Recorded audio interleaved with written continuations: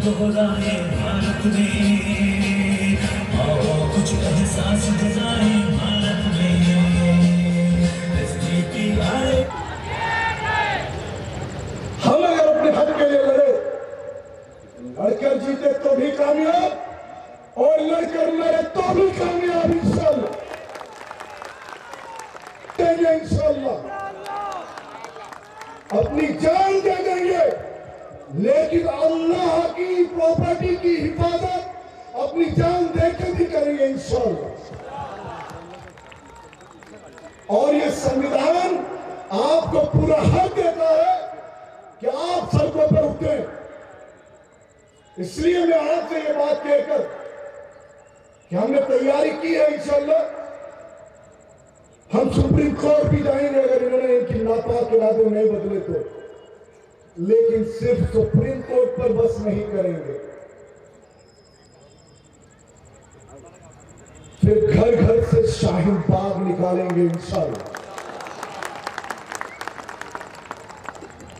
क्यों? इनके पास, याद रखिए, जितने सीने आपके पास हैं उतनी गोलियां इनके पास नहीं है। पक्का बोलता हूं इंशाल्लाह। जैदुल्ला बाजीगाव जैदुल्ला, आप अपने आप को पहचान जाइए, आप अपने आप को पहचान जाइए इंशाल्लाह। फिर वक्त करवट लेगा और ऐसा एक दौर आएगा जिसमें यहां पर अमन और इंसाफ आएगा। और याद रखिए, मैंने जो बोला है आपको उसको सही करके बोलता हूं। इंसाफ है तो अमन आएगा इंशाल्लाह, और अगर इंसाफ नहीं है तो कभी भी अमन नहीं आता, याद रखिए। हमारे नेशनल वाइस प्रेसिडेंट जनाब शफी साहब ने हम मोहम्मद शफी साहब national vice president social democratic party of India का, जी मैं इनके बाद बिना किसी ताखीर के हमारे स्टेट प्रेसिडेंट जनाब अब्दुल्ला साहब social democratic party of India, इनको मैं दावत देता हूं कि वो अपना खिताब पेश फरमाए। तशरीफ फरमा मेहमानान खुसूसी आली जनाब इज़्ज़त माब मोहम्मद शफी साहब नेशनल वाइस प्रेसिडेंट SDPI, मोहतरमा सैयदा सादिया साहिबा नेशनल वर्किंग कमेटी मेंबर, मोहतरमा शीबा मीनाई साहिबा तेलंगाना स्टेट लीडर SDPI, आली जनाब इज़्ज़त माब जहीर अब्बास साहब स्टेट इंचार्ज आंध्र प्रदेश और नेशनल कमेटी मेंबर, आली जनाब फैरजुल्ला शरीफ साहब women India movement national coordinator, और डेस्क पर तशरीफ फरमा हमारी जलसा सभी की खिदमत में मैं सलाम पेश करता हूँ। अस्सलाम वालेकुम व रहमतुल्लाहि व बरकातुहू। कौम से ताल्लुक़ रखते हैं और हमारे पास कितनी जुर्रत है। मैं आपको उनका हवाला देते हुए एक शेर पेश करता हूँ। ये जो लाल किला, ये ताजमहल, ये जितनी भी तामीरें हैं, ये लाल किला, ये ताजमहल, ये जितनी भी तामीरें हैं, किस पर इतराते फिरते हो, ये सब अपने पुरखों की जागीरें हैं। जब मांगा वतन ने खून बदन का, जब मांगा वतन ने खून बदन का, सारा लहू निचोड़ दिया, और इतिहास ने लाकर मुसलमान को किस मोड़ पे छोड़ दिया। ऐ मुसलमानों, कभी मुसलमान लाल किला से अपनी सल्तनत चलाया है, कभी मुसलमान गोलकुंडा से अपनी सल्तनत चलाया है, कभी मुसलमान हर रियासत के बड़े बड़े हवेलियों से, नवाबों से अपनी नवाबियत, अपनी सल्तनत चलाया है। आज वो मुसलमान किस मोड़ पर है, हमें उस बात को सोचने की जरूरत है।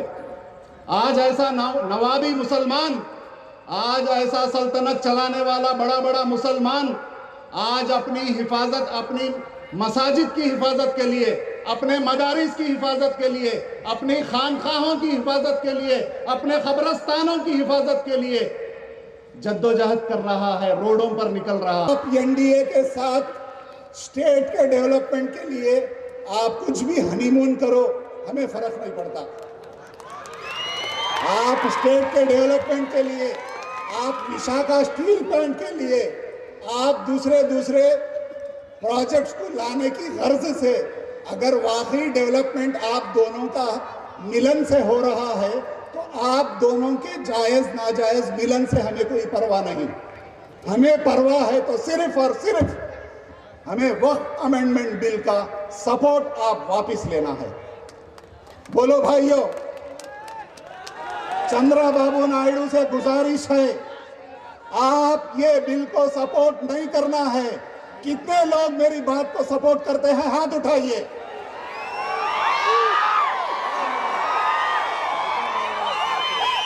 जनाब चंद्रबाबू नायडू साहब, एसडीपीआई आपको रिक्वेस्ट करती है, सारे आंध्र प्रदेश के मुसलमान आपको रिक्वेस्ट करते हैं,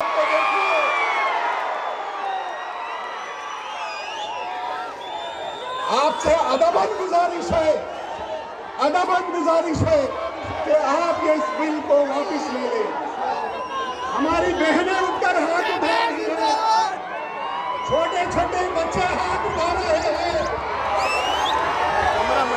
हमारी औरतें पर्दे में रहकर हाथ उठाकर आपको रिक्वेस्ट कर रही है। हमारी दरखास्त को सुने, हमारी रिक्वेस्ट को सुने, आप प्लीज इस बिल को वापस ले लें।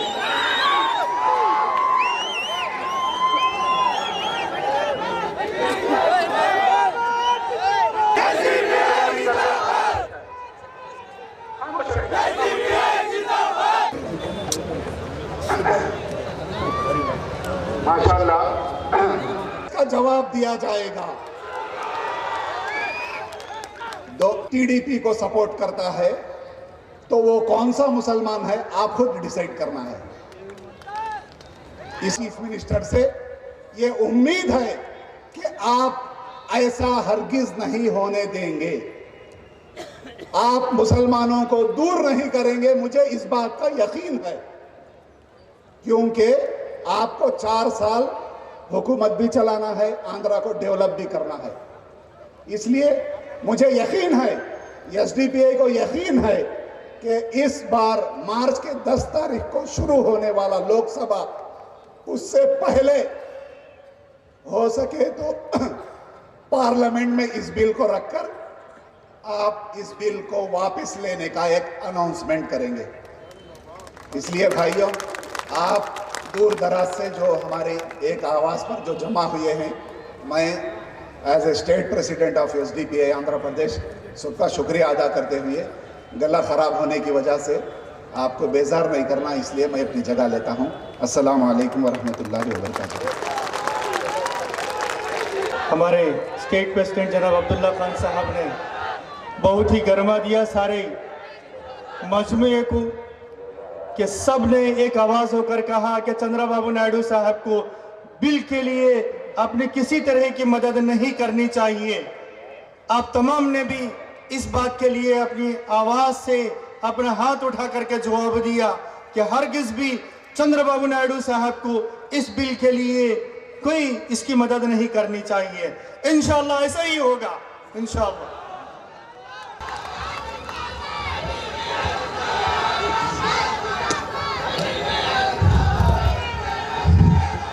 अस्सलामुअलैकुम।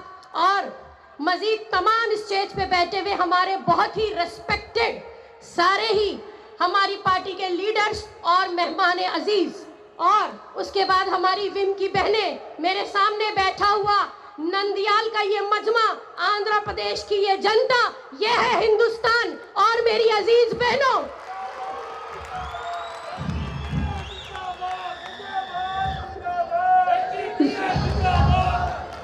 जुल्म फिर जुल्म है, बढ़ता है तो मिट जाता है, खून फिर खून है, टपकेगा तो जम जाएगा। तुमने जिस खून को मख्तल में दबाना चाहा, तुमने जिस खून को मख्तल में दबाना चाहा, आज वो कूचा वो बाजार में आ निकला है। वतन से उल्फत है जुर्म अपना, ये जुर्म ता जिंदगी करेंगे। वतन से उल्फत है जुर्म अपना, ये जुर्म ताजिंदगी करेंगे, है किसकी गर्दन पे खूने नाहक, ये फैसला लोग करेंगे। हमारी आजादियों के दुश्मन, हमारी आजादियों के दुश्मन हमारी क्या रहबरी करेंगे? हमारी आजादियों के दुश्मन हमारी क्या रहबरी करेंगे? न खौफ जिंदा न दार का गम। जिंदा मीन्स जेल, दार मतलब घर। न खौफ जिंदा, न हमें किसी जेल का खौफ है, न किसी दार का गम। ये बात दोहरा रहे हैं हम कि आखिरी फैसला वो होगा जो सारी अवाम मिलकर करेंगे। किसी तीसरे को आने का या इंटरफियर करने का हक आप देंगे? तो मेरे साथ नारा लगाइए कि वक्फ बिल मंजूर नहीं।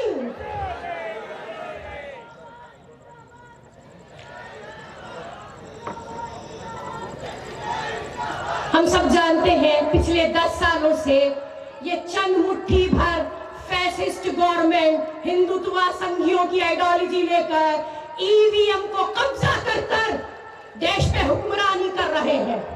ये कब्जा की हुई गवर्नमेंट और उसके बाद लोगों के हुकूक पे डाका डालने वाली गवर्नमेंट, चारसी के नाम पर, यूसीसी के नाम पर, वक्फ के नाम पर ये मुसलमानों को दबाकर कुचलकर खामोश कर देंगे ना, कभी नहीं। हो सकता है किसी मुद्दे को मुसलमानों ने यूं ही फॉर ग्रांटेड ले लिया हो, चलते फिरते नजरअंदाज कर दिया हो, लेकिन मुसलमान वो होता है जो अपनी जान से ज्यादा अपने ईमान की हिफाजत करता है। और आज मुसलमानों की जान से भी ज्यादा इंपॉर्टेंट मुद्दा मुसलमानों के ईमान का है, क्योंकि ये वक्फ की प्रॉपर्टी मुसलमानों के ईमान से जुड़ी। हम तो एक आवाज बोलिए कि हम लड़ेंगे और जीतेंगे। हमें सड़कों पे आना ही पड़ेगा, हमें ये बताना ही पड़ेगा।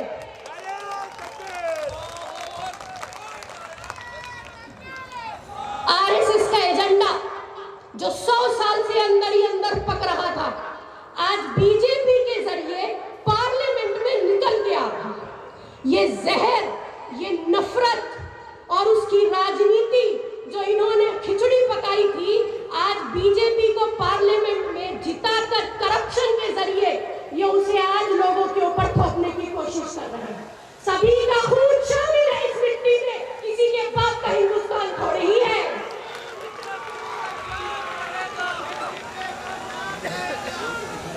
और सेक्युलर पार्टी से ज्यादा हम ये डिमांड करते हैं कि जब तुम मुसलमानों का वोट लेते हो, कुर्सी पे बैठकर मौज मारते हो, तो तुम्हारे को आज जिम्मेदारी बनती है कि जब मुसलमानों के सर पे बीजेपी के एजेंडे के थ्रू, ये बीजेपी का वक्फ बिल कोई एक कानून नहीं है, ये एजेंडा है, इसको समझने की कोशिश कीजिए। ये बहुत बड़ी साजिश है, इसको समझने की कोशिश कीजिए। आपको तरह तरह से इन्होंने आजमाया है, इन्होंने आपको आजमाना शुरू किया CMRC के वक्त से, जब इन्होंने देखा कि इनका नाम है वक्फ अमेंडमेंट बिल, जो हमें मंजूर नहीं, हम इसे हर हाल रिजेक्ट करते हैं। देखिए, ये सेक्युलर माइंडेड लीडर्स और ये सेक्युलर माइंडेड पार्टीज, इनको हर कीमत आज ये प्रूफ करना पड़ेगा कि जब इन्होंने आपका वोट खाया है तो इतनी आसानी से मुसलमान का वोट हजम नहीं होगा, इन्हें इसकी कीमत देनी पड़ेगी। आपको बता दूं कि 11:20 पर पार्लियामेंट की टेबल पे बिल रखा गया और केरला और कर्नाटका में ठीक 11:20 पे उस बिल को SDPI ने चला दिया। केरला से लेके दिल्ली तक कोई स्टेट ऐसा बाकी नहीं जहां पर SDPI, social democratic party of India, वक्फ के प्रोग्राम करके हर गवर्नमेंट से और हर लोगों से और हर मजमे से ये अपील भी कर रही है और डिमांड भी कर रही है कि इस वक्त को किसी तरीके से हम कामयाब होने नहीं देंगे। मैं आपको बता दूं,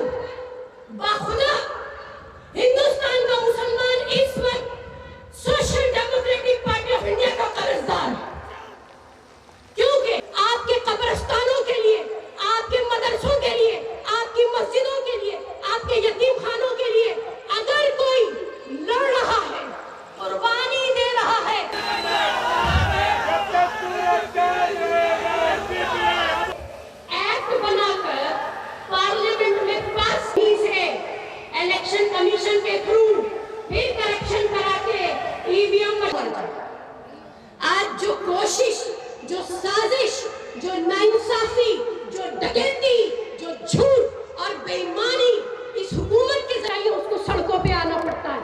आपने देखा महावीर और न जाने कितने सालों में इनके बाद वही मासूम जनता जो बेचारी स्नान करने के बाद अपने घरों को जा रही थी, दिल्ली के रेलवे स्टेशन पे कुचल दी जाती है। इसका सारी आज भी मुसलमान का ज़मीर जिंदा है, अभी हम जाग रहे हैं। बिहार की गवर्नमेंट, नीतीश कुमार और आपके आंध्र प्रदेश के चीफ मिनिस्टर से हमारी ये डिमांड है कि इस बिल को किसी भी तरीके से सपोर्ट का वोट खाकर ये कुर्सी पे बैठे हैं, आइंदा इलेक्शन में उन्हें जवाब मिल जाएगा। बहुत बहुत शुक्रिया। लोग आज हम सब यहाँ पे जमा हुए हैं एक बहुत ही जरूरी वजह से, वो ये है कि आज हम पे लिटरली कहर बरस रही है।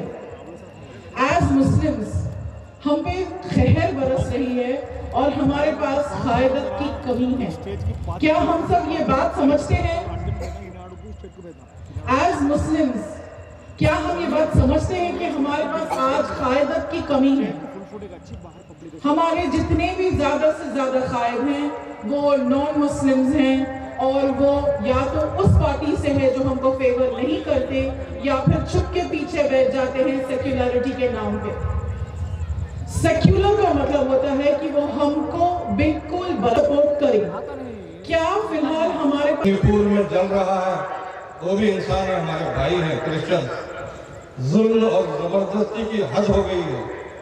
वहां पर अमेरिका जाते वक्त मजबूर हो गए, प्रेसिडेंट सवाल पूछते होंगे, परेशान हो गए, वहाँ ट्रम्प सवाल पूछता होंगे, डर के यहाँ प्रेसिडेंट रूम रखा मणिपुर में। अब जो है वो वोट की बिल इसलिए रखा, जितने भी थे हिंदुस्तान में कांग्रेस गवर्नमेंट जो बना के रखी थी, ये भी एरोड्रम, जितने भी कंप्लीट डेवलपमेंट इंडस्ट्री सब पूरे भेज दिया अदानी को, अंबानी को। अब प्राइम मिनिस्टर है, अंबानी को, अदानी को, ये दोनों का पेट नहीं भरा। अब फिर वोट के प्रॉपर्टी में दिए तो अच्छा रहता होगा, तो ये एक्ट है अल्लाह के नाम पे दिए लोग, वो लोग जो है एक अच्छी नीयत से देखेंगे तो इन्हों हजम करने के वास्ते बैठे हुए हैं मोदी से एक्ट बना रहे। मैं सोचा कि जो है हमारे चंद्रबाबू नायडू साहब, नीतीश कुमार और चिराग पासवान जो सेकुलर आइडियालॉजी रखते हैं, मुसलमानों से वोट हासिल किए हैं, हमदर्दी भी है इनको, अच्छे मजे हुए सियासतदान हैं, ये लोग जो है शायद इस बिल को रुकावट देंगे। क्योंकि क्या करें, जब बिल आई तो जेईसी में रेफर कर दिया, joint action committee, parliamentary committee में जेपीसी में। वहाँ पर एक मेला लगे, हर स्टेट में फिर कर घूम फिर कर उनके पूरे मसाइल क्या है, किस तरीके से हल करना होगा को डेवलप तमाम सोच के जो उनका जो ये थे रेफरेंसेस, जिसमें वोट को डेवलपमेंट करने का उसको क्या क्या करना है, क्या है, अब अपने अपने ख्याल पेश करें मुख्तलिफ पार्टियों के। तो लास्ट में जो जगदपाल जो इसके सदर हैं, उन्होंने 10 लोगों को सस्पेंड कर दिया, मेंबर्स को जेपीसी के। बाद में जो है इमीडिएट लाके बिल रख दिया पार्लियामेंट में, रखकर जो है पास करने की कोशिश करें, जिसमें ये लोग जो डिसेंट रखे थे ऑब्जेक्शन, उन चीज़ों को हटाकर रखने की कोशिश करें। तो उसके बाद ये लोग खामोश बैठे हुए थे, जो सेकुलर लीडर्स है, नीतीश कुमार, हमारे चंद्रबाबू नायडू साहब, इनका तो फर्ज था आप कैसे रखते जो डिसेंट नोट्स को बगैर, तो जो है गड़बड़ होने के बाद फिर जो है रेफर कर दिए। तो इनका मंशा क्या है, ये एक है त्रिपुल तलाक का बिल लाए। त्रिपुल तलाक कौन सा मुसलमान तलाक देता, तो चुप ला के मुसलमानों को सताने करते एक एक्ट ले। फिर अब तीसरा अब एनआरसी रख के जो है अब ये रख रहे हैं दूसरा। और ఇక్కడ ప్రసంగిస్తున్నా నేను క్రిస్టియన్, చివరి వచ్చిన మీరందరూ ముస్లిమ్స్, అక్కడ సౌండ్ సిస్టమ్ పెడుతూ ఉన్నటువంటి నరసింహ బ్రదర్ హిందువు. ఈ సభ ఇంత చక్కగా జరుగుతుందంటే మనమందరం కూడా ఐక్యంగా ఉన్నాం. మనమందరం ఐక్యంగా ఉండడం పాలకులకు నచ్చడం లేదు. ఎందుకో తెలుసా? వాళ్ళకు రాజకాంక్ష ఉంది. మాధ్యమంలోని సమస్యలను ఉంచుకోవాలి అంటే ఏం చేయాలి? ఈ ప్రజల మధ్య మనస్పర్ధలు, విభేదాలు, వారి ఆహార వస్త్రధారణ, అలంకలో వారికి ఉన్నటువంటి వాటిలో మనం మనస్ఫూర్తిని సృష్టించాలి. మనస్ఫూర్తిని సృష్టిస్తే ఓటు బ్యాంకు తయారవుతుంది. ఆ ఓటు బ్యాంకు ద్వారా క్షణకాలము మనమే పరిపాలన చేయవచ్చు అనుకుంటూ ఉన్నారు కదా. ఇండియాకు స్వాతంత్రం వచ్చి ఇన్ని సంవత్సరాలైంది. మనమందరం కూడాను ఈ నవమాన్ నగర్ ఈ మైదాన ప్రాంతంలో కూర్చున్నాం. సార్ కూడా మున్సిపల్ చైర్మన్ గా పనిచేశారు. నవమాన్ గారు కూడా ఆయనకు తెలుసు. అక్కడ ఆర్చి ఉంది, ఇక్కడ వెనకనే తెలుగు బ్యాప్టిస్ట్ చర్చి ఉంది. ఇక్కడ చూడండి, ఇంతవరకు ఒక రోడ్ వేయడానికి నంద్యాల మున్సిపల్ అధికారులకు కానీ లేకపోతే స్థానిక అధికారులకు కానీ లేదు అంటే దళితులు, అనగారిన వర్గాలు, మరి పీడిత ప్రజలు ఇంకా అణచివేయబడడం లేదని గుర్తుకు రావడం లేదా? అందరూ అంటున్నారు మీకు ఫండ్స్ కేటాయిస్తున్నాం, మేము వాళ్ళకు పరికారాలు ఇచ్చాం, మేము మిమ్మల్ని పొడవలు పెట్టి చూసుకుంటామని. ఎలక్షన్స్ వచ్చినప్పుడల్లా వారు మన దగ్గరకు వచ్చి తీయని మాటలు చెప్పి బాయ్ బాయ్ అని చెప్పి కౌగిలించుకొని వద్దన్నగానే మన ఇద్దరు ఇందులోకి వచ్చి కాదన్నగానే మన వేదికలకి మన కోసం ప్రేమ వస్తున్న నాయకులారా ఒక్కసారి ఆలోచించండి. కాలం నుండి ఏంటంటే బ్రిటిష్ కాలం నుంచి కూడా ట్రిబ్యునల్ ఏర్పాటు ఉంది. ట్రిబ్యునల్ ఏర్పాటు సిట్టింగ్ జడ్జి మరి ఇద్దరు అధికారులు ఉంటారు వక్ఫ్ బోర్డుకు సంబంధించిన వారు. వారి ముందుకు కేసు వస్తే ఆ కేసును పూర్వాపరాలు చూసి ఎవరికైతే వాళ్ళకి ఇచ్చేస్తారంట. కానీ ఇప్పుడు కలెక్టర్ గారి దగ్గరికి ఒక కేసు వెళ్తే కోర్టులో ఎవరైనా కేసు వేస్తే అప్పుడే అది వక్ఫ్ కాకుండా ప్రైవేట్ ప్రాపర్టీగా ప్రకటిస్తారంట. తీర్పు తర్వాత అండి, ముందే దాన్ని ప్రైవేట్ ప్రాపర్టీ అంటారు. ఒకవేళ ఎవరైనా 20 ఏళ్ల పాటు భూమి మీద తన అధికారాన్ని చూపిస్తే వక్ఫ్ ప్రాపర్టీ అయినా అతనికే ఇచ్చేస్తారంట. మిత్రులారా, తెలుగుదేశం మరి వైసీపీ ఇతర పార్టీల్లో ఉన్న ముస్లిం నాయకులారా, గత ప్రభుత్వం ఉన్నప్పుడు నెల్లూరు జిల్లాలో ఒక ఎమ్మెల్యే పెంచల కోనకు సంబంధించిన ఆస్తి ఫారెస్ట్ డిపార్ట్మెంట్ కి సంబంధించిన వారి చేతిలో ఉంటే కొట్లాడి మరి దేవాదాయ శాఖ పిలిపించాడు. మరి అటువంటి నాయకులు మీరు చచ్చిపోయారా? మేల్కొనండి, మీ నాయకుడితో చెప్పండి, నువ్వు గనక ఈ బిల్లుకు ఓటేసావంటే ముస్లిం సమాజం నిన్ను హెచ్చరిస్తోంది, ఉద్యమాల రూపంలో రోడ్ల మీదకి వచ్చి నీకు జవాబు చెప్తుందని చెప్తూ నాకు ఈ అవకాశం ఇచ్చిన పెద్దలకు నేను కృతజ్ఞతలు జరుపుకుంటూ నేను నా స్థానం చూసుకుంటున్నాను. అస్సలాము అలైకుం వరహ్మతుల్లాహి వబరకాతుహు. సమస్త భారతీయులుగా మేము తీవ్రంగా వ్యతిరేకిస్తున్నాం. ఈ వేదిక ద్వారా కేంద్ర ప్రభుత్వం దీన్ని ఉపసంహరించుకోవాలని డిమాండ్ చేస్తున్నాం. సోదరీమణులారా, సమయాభావం లేనందువల్ల 2 మాటల్లో నా మాటలు ముగిస్తున్నా. స్వతంత్ర భారతదేశం భిన్నత్వంలో ఏకత్వం, సర్వమత సమ్మేళనం, సంస్కృతి సాంప్రదాయాల సంగమం, అందమైనటువంటి దేశం మన భారతదేశం. ఈ దేశంలో హిందూ, ముస్లిం, సిక్, సాయి, బౌద్ధ, జైను, సౌదులందరూ కూడా భాయి. ఇక్కడ ఐక్యమత్యమే మన బలం, మానవత్వమే మన మతం, ఇదే శాశ్వతం. సూర్య చంద్రులు ఉన్నంత వరకు సువర్ణక్షరాలతో ఈ చరిత్ర శాశ్వతం. కాబట్టి ताल्लुक से तमाम तफसीलात आपके सामने आ चुके हैं. मैं उन बातों को नहीं दोहराऊंगा. आप लोगों को उन बातों से आगाह कराने के लिए आया हूं. हिंदुस्तान की तमाम सेकुलर पार्टियां, उसके मुकाबले में SDPI social democratic party of India क्या है मैं आपको बताना चाहता हूं. हिंदुस्तान में जब कोरोना आ चुका था, भारतीय जनता पार्टी थाली लेकर डंकी बजा रही थी. उस वक्त हमारे नेशनल के लीडरों ने कहा तुम्हें मैदान में उतरना है, इस मुल्क के तमाम अवाम को हिफाजत करना है. ये है SDPI social democratic party of India. साथियों, आपको बताना चाहता हूं, हमारे जिम्मेदारों ने कहा जब कोरोना आ चुका था उस वक्त कैडर की लाशें निकले, हमें परवाह नहीं, इस कौम की, इस मुल्क की, अवाम की लाश न निकले. ये है SDPI social democratic party of India. मैं आप लोगों को ये आगाह करना चाहता हूं, आप सिर्फ कदम से कदम मिलाओ, तख्त ताज सबको नहीं छोड़ा है, दलितों को, आदिवासियों को